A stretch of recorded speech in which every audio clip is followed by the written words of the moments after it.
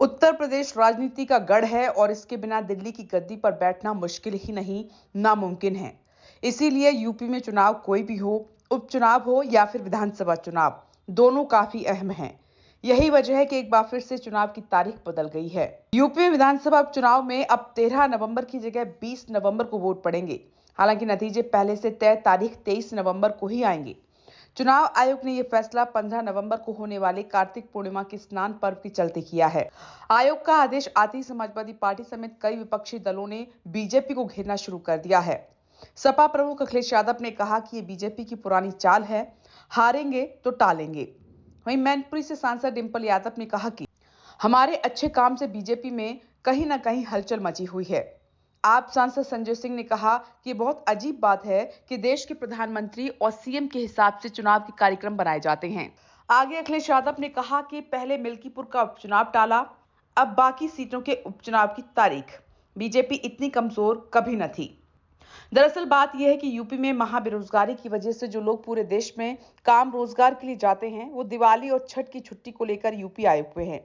वे लोग उपचुनाव में बीजेपी को हराने के लिए वोट डालने वाले थे। जैसे ही बीजेपी को इसकी भनक लगी, उसने उपचुनावों को आगे खिसका दिया, जिससे लोगों की छुट्टी खत्म हो जाए और वो बिना वोट डाले ही वापस चले जाएं। ये बीजेपी की पुरानी चाल है, हारेंगे तो टालेंगे। मैनपुरी से सपा सांसद डिंपल यादव ने कहा कि उपचुनाव के मतदान की तारीख बदलकर 20 नवंबर कर दी गई है। कहीं ना कहीं हलचल मची हुई है। हम जो अच्छा काम कर रहे हैं और महाराष्ट्र में जो भी कुछ सीटों पर हम चुनाव लड़ रहे हैं, उसे देखते हुए कहीं ना कहीं कुछ तालमेल बैठाकर तारीख बदल दी गई। वहीं कानपुर से सपा विधायक अमिताभ वाजपेयी ने कहा कि भाजपा का डर दिखाता है। बीजेपी प्रदेश में 9 में से 9 सीटें हार रही है। अत्याचार कम पड़ रहा है।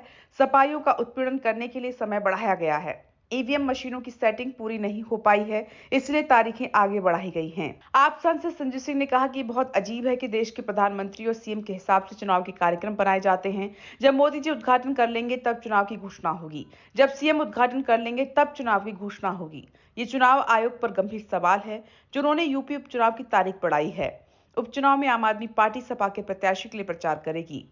कानपुर से भाजपा सांसद रमेश अवस्थी ने समाजवादी पार्टी पर आरोप लगाते हुए कहा कि उन्हें हिंदुओं के त्योहारों की कोई इज्जत नहीं है। चुनाव आयोग ने इसका सम्मान रखा है। 15 नवंबर को कार्तिक पूर्णिमा का त्योहार है, इसलिए डेट आगे बढ़ाई गई। अब आपको बताते हैं कि क्यों बदली गई वोटिंग की तारीख। बीजेपी, बीएसपी और आरएलडी समेत कई दलों ने चुनाव आयोग को पत्र लिखकर वोटिंग की तारीख बदलने की मांग की थी।